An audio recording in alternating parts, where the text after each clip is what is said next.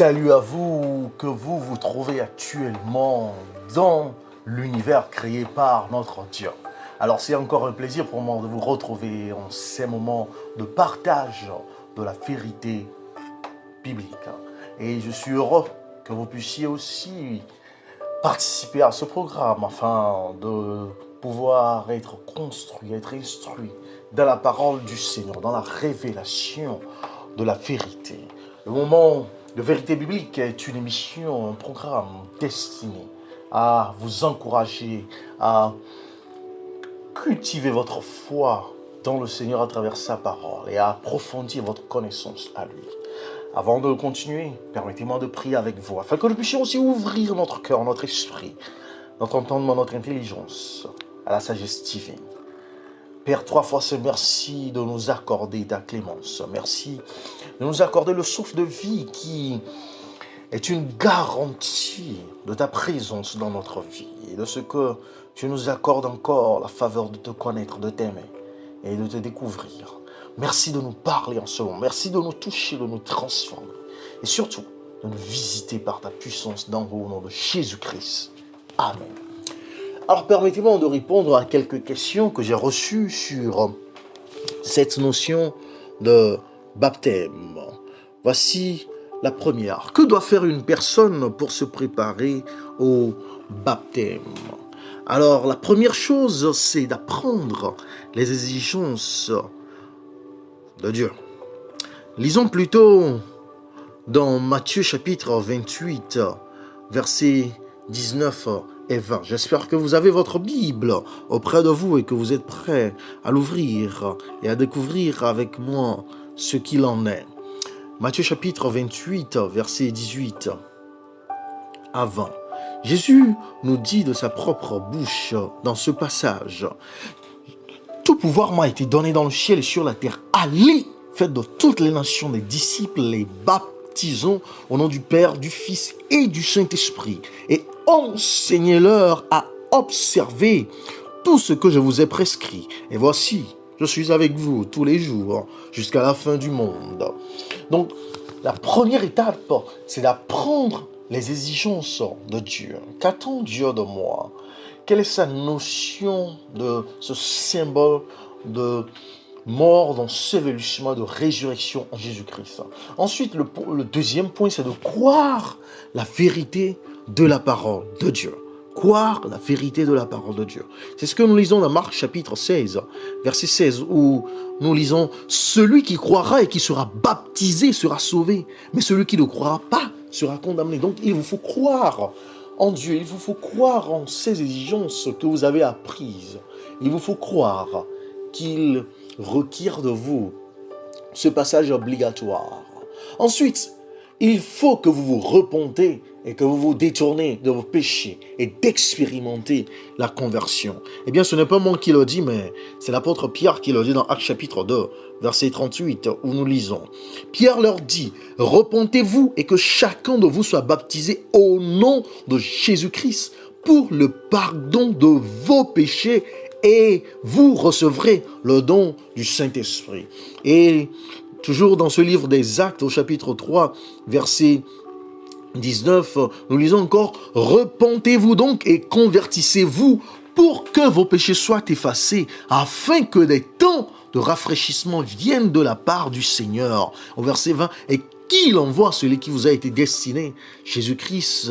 Verset 21, que le ciel doit recevoir jusqu'au temps du rétablissement de toutes choses dont Dieu a parlé anciennement par la bouche de ses saints prophètes. Donc il vous faut vous repentir, renoncer à cette ancienne vie, renoncer à ces péchés, vous détourner de ces mêmes péchés, alors, faire un volte-face, tourner le dos au monde qui est inimitié envers Dieu, et d'expérimenter cette conversion, cette nouvelle vie, ce pardon de Dieu, cette miséricorde insondable et inouïe de la part de notre Dieu lui-même. Vous savez, le baptême même a sa signification dans Romains chapitre 6, versets 4 à 6. Et j'aimerais bien que vous découvriez le pourquoi. Parce que si vous comprenez le pourquoi, vous pouvez vous aventurer et être plus que triomphant dans ses aventures. Nous lisons ceci. Nous avons donc été ensevelis avec lui par le baptême en sa mort, afin que, comme Christ est ressuscité des morts par la gloire du Père, de même, nous aussi nous marchions en nouveauté de vie. En effet, si nous sommes devenus une même plante avec lui par la conformité à sa mort, nous le serons aussi par la conformité à sa résurrection, sachant que notre vieil homme a été crucifié avec lui, afin que le corps du péché fût détruit, pour que nous ne soyons plus esclaves du péché. Waouh! Donc le baptême représente le croyant qui s'unit à Christ dans sa mort, son enterrement et sa résurrection. Ce symbolisme est rempli de sens. C'est profond, très pertinent. Au baptême, les yeux sont fermés, le souffle est suspendu, retenu comme dans la mort. Vient ensuite l'ensevelissement dans l'eau. Vous disparaissez dans la résurrection de la tombe aqueuse pour une nouvelle vie en Christ. Et lorsque vous sortez de l'eau, vos yeux s'ouvrent, vous respirez à nouveau. Et le croyant recommence à se mêler à ses amis, une ressemblance à la résurrection. Donc la grande différence entre le christianisme et toutes les autres religions est la mort, l'ensevelissement et la résurrection du Christ. Dans ces trois actes est rendu possible tout ce que Dieu veut faire pour nous. Pour garder ces trois actes vitaux vivants dans l'esprit des chrétiens jusqu'à la fin des temps, donc, le Seigneur a institué le baptême par immersion comme mémorial. Il n'y a pas de symbolisme de mort, d'ensevelissement et de résurrection dans les autres formes de baptême, comme nous le trouvons ici, prescrit dans Romains chapitre 6, versets 4 à 6. J'ai aussi reçu une autre question, qui est celle-ci. Mais une personne ne devrait pas être baptisée tant qu'elle n'est pas certaine qu'elle ne glissera plus et ne péchera plus jamais, n'est-ce pas? Eh bien, lisons ce que la Bible nous dit dans 1 Jean chapitre 2, verset 1. Mes petits enfants, je vous écris ces choses afin que vous ne péchiez point. Et si quelqu'un a péché, nous avons un avocat auprès du Père, Jésus-Christ le juste. Cela revient à dire qu'un bébé ne devrait jamais essayer de marcher tant qu'il n'est pas certain qu'il ne glissera ni ne tombera. Un chrétien est un bébé, comme la Bible décrit, un nouveau-né en Christ. C'est pourquoi l'expérience de la conversion est appelée naître de nouveau. Le passé pécheur d'une personne est pardonné et oublié par Dieu lors de la conversion. Et le baptême symbolise l'enterrement des désirs de cette ancienne vie.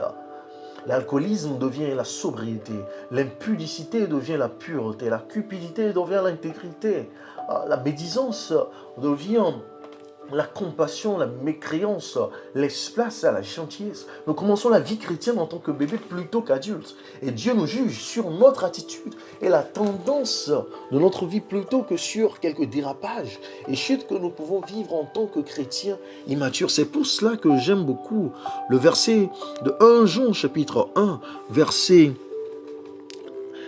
6 à 10. Si nous disons que nous sommes en communion avec lui et que nous marchions dans les ténèbres, nous mentons et que nous ne pratiquons pas la vérité.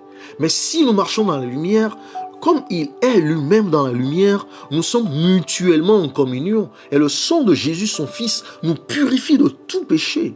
Si nous disons que nous n'avons pas de péché, nous nous séduisons nous-mêmes et la vérité n'est point en nous.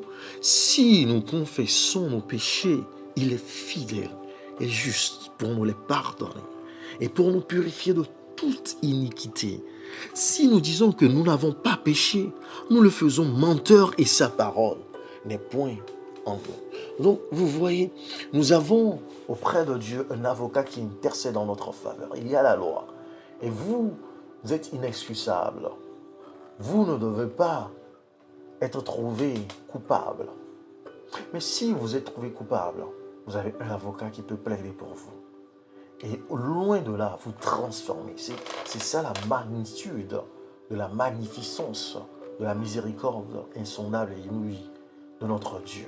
Non seulement vous êtes appelés à obéir à la loi, mais vous êtes fortifiés par son esprit à pouvoir l'accomplir. Et s'il arrivait que vous êtes trouvé coupable, que vous vous égarez, que vous errez, que vous êtes privé de cette gloire divine, vous revenez à ce même avocat pour qu'il puisse plaider pour vous et aussi pour vous purifier Et c'est ce qui manque à beaucoup de personnes. Ils ne reçoivent pas cette purification, ils ne reçoivent pas ce pardon.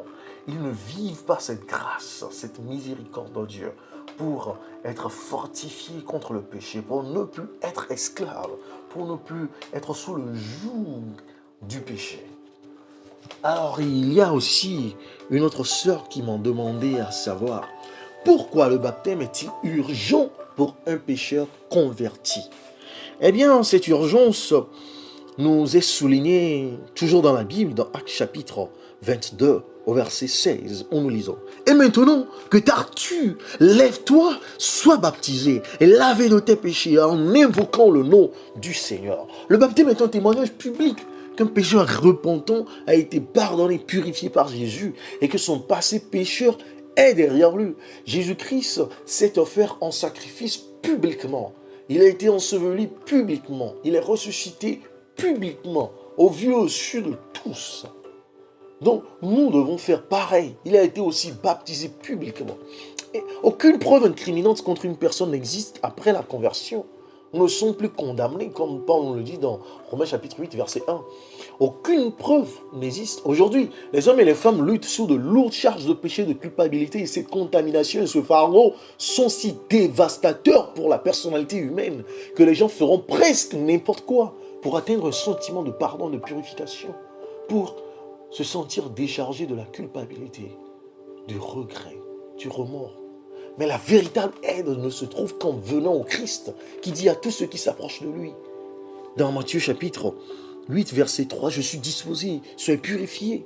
Non seulement il purifie, mais il commence également à crucifier l'ancienne nature du péché en vous. Donc le processus de justification vous amène au processus de sanctification qui dure toute votre existence. Le baptême est de la plus haute importance parce que ce n'est pas quelque chose à cacher, c'est notre acceptation publique de la disposition superbe de Jésus pour nous. Donc à la conversion, Dieu nous pardonne et oublie notre passé. Dieu appuie sur le bouton du recommencement miraculeux pour nous transformer en de nouveaux êtres spirituels. Ensuite, nous sommes adoptés comme ses propres filles et fils. Certes, aucune personne convertie ne voudrait retarder le baptême, à mon avis. Cette personne désirerait honorer publiquement Jésus pour avoir opéré tous ces miracles en lui. Il y a une autre question que j'ai reçue, que voici. Combien de temps faut-il pour se préparer au baptême? Eh bien, cela dépend de la personne. Certains saisissent les choses plus rapidement que d'autres. Mais dans la plupart des cas, la préparation peut être faite en peu de temps. Voici quelques exemples bibliques. L'eunuque éthiopien, qui était une grande personnalité dans le royaume éthiopien, d'ailleurs, qui était africain, et qui est la preuve vivante que ce n'est pas le fruit de la colonisation qu'est la christianisation, si ce n'est la perversion des principes bibliques ou du caractère du Christ à travers des actes ignobles. Lisons plutôt l'histoire dans Actes chapitre 8, versets 26 à 39. Un ange du Seigneur s'adressant à Philippe le dit: Lève-toi et va du côté du Midi sur le chemin qui descend de Jérusalem à Gaza, celui qui est désert. Il se leva et partit. Et voici un Éthiopien, un eunuque, ministre de Candace, reine d'Éthiopie, et surintendant de tous ses trésors, venu à Jérusalem pour adorer, s'en retournait, assis sur son char, et lisait le prophète Ésaïe. L'Esprit dit à Philippe: Avance et approche-toi de ce char. Philippe accourut et entendit l'Éthiopien qui lisait le prophète Ésaïe. Il lui dit: Comprends-tu ce que tu lis? Il répondit: Comment le pourrais-je si quelqu'un ne me guide? Et il invita Philippe à monter et à s'asseoir avec lui. Le passage de l'Écriture qu'il lisait était celui-ci. Il a été mené comme une brebis à la boucherie et comme un agneau muet devant celui qui le tond, et il n'a point ouvert la bouche. Dans son humiliation, son jugement était love, et sa postérité, qui la dépeindra, car sa vie a été retranchée de la terre. L'eunuque dit à Philippe: Je te prie, de qui le prophète parle-t-il ainsi? Est-ce de lui-même ou de quelque autre? Alors Philippe, ouvrant la bouche et commençant par ce passage, lui annonça la bonne nouvelle de Jésus. Comme ils continuaient leur chemin, ils rencontrèrent de l'eau. Et l'eunuque dit, voici de l'eau, qu'est-ce qui empêche que je sois baptisé? Philippe dit, si tu crois de tout ton cœur, cela est possible. L'eunuque répondit, je crois que Jésus-Christ est le Fils de Dieu. Il fit arrêter le char. Philippe et l'eunuque descendirent tous deux dans l'eau et Philippe baptisa l'eunuque. Quand ils furent sortis de l'eau, l'Esprit du Seigneur enleva Philippe et l'eunuque ne le vit plus. Tandis que, joyeux, il poursuivait sa route. Donc, vous voyez, il a été baptisé le jour même où il a entendu la vérité. Ça, c'est son cas. Le deuxième cas que nous pouvons voir se trouve dans Actes chapitre 16, versets 23 à 34. Après qu'on les eut chargés de coups, ils les jetèrent en prison, en recommandant au geôlier de les garder sûrement. Le geôlier, ayant reçu cet ordre, les jeta dans la prison intérieure et leur mit les ceps aux pieds. Vers le milieu de la nuit, Paul et Silas priaient et chantaient les louanges de Dieu et les prisonniers les entendaient. Tout à coup, il se fit un grand tremblement de terre, en sorte que les fondements de la prison furent ébranlés. Au même instant, toutes les portes s'ouvrirent et les liens de tous les prisonniers furent rompus. Le geôlier se réveilla et, lorsqu'il vit les portes de la prison ouvertes, il tira son épée et allait se tuer, pensant que les prisonniers s'étaient enfuis. Mais Paul cria d'une voix forte, « Ne te fais point de mal, nous sommes tous ici. » Alors le geôlier, ayant demandé de la lumière, entra précipitamment et se jeta tout tremblant aux pieds de Paul et de Silas. Et il les fit sortir et dit, « Seigneur, que faut-il que je fasse pour être sauvé ?» Paul et Silas répondirent, « Crois au Seigneur Jésus et tu seras sauvé, toi et ta famille. » Et ils lui annoncèrent la parole du Seigneur, ainsi qu'à tous ceux qui étaient dans sa maison. Il les prit avec lui à cette heure même de la nuit. Il lava leurs plaies et aussitôt il fut baptisé, lui et tous les siens. Les ayant conduits dans son logement, il leur servit à manger et il se réjouit avec toute sa famille de ce qu'il avait cru en Dieu. Donc le geôlier philippien et sa famille se sont fait baptiser la nuit même où ils ont entendu la vérité. Voyons le cas aussi de Saul de Tarse dans le livre des Actes toujours, au chapitre 9, à partir du verset 1 au verset 18. Cependant, Saul, respirant encore la menace et le meurtre contre les disciples du Seigneur, se rendit chez le souverain sacrificateur et lui demanda des lettres pour les synagogues de Damas, afin que, s'il trouvait des partisans de la nouvelle doctrine, hommes ou femmes, il les amenât liés à Jérusalem. Comme il était en chemin et qu'il approchait de Damas, tout à coup une lumière venant du ciel resplendit autour de lui.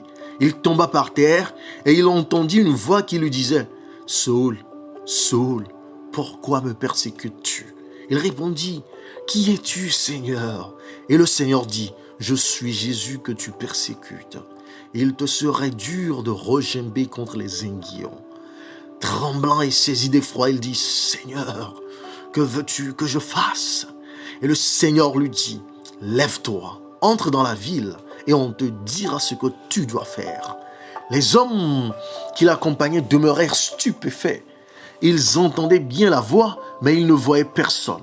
Saul se releva de terre et quoique ses yeux fussent ouverts, il ne voyait rien. On le prit par la main et on le conduisit à Damas. Il resta 3 jours sans voir et il ne mangea ni ne but. Or, il y avait à Damas un disciple nommé Ananias.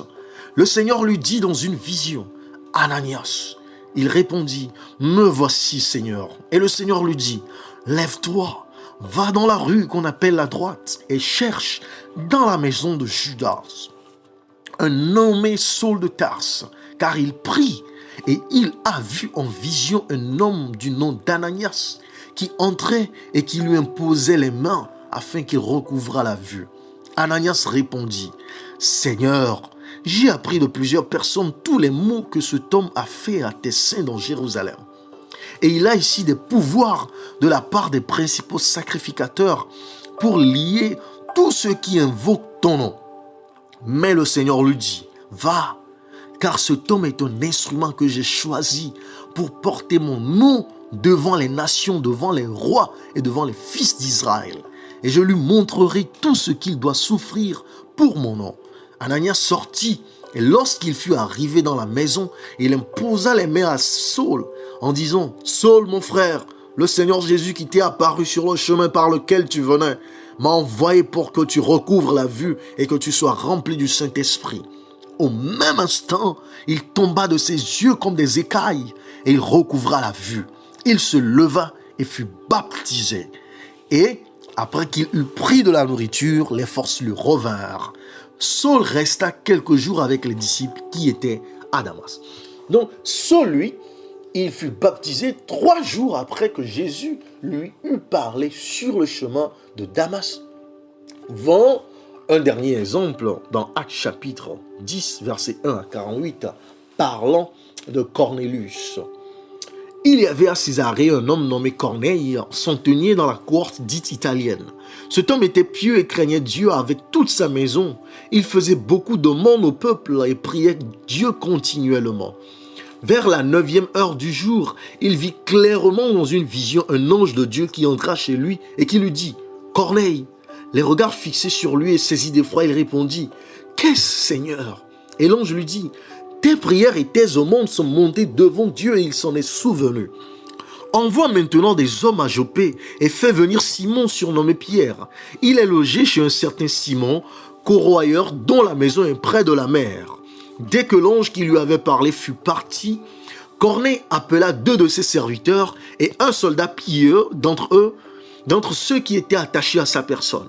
Et après leur avoir tout raconté, il les envoya à Joppé.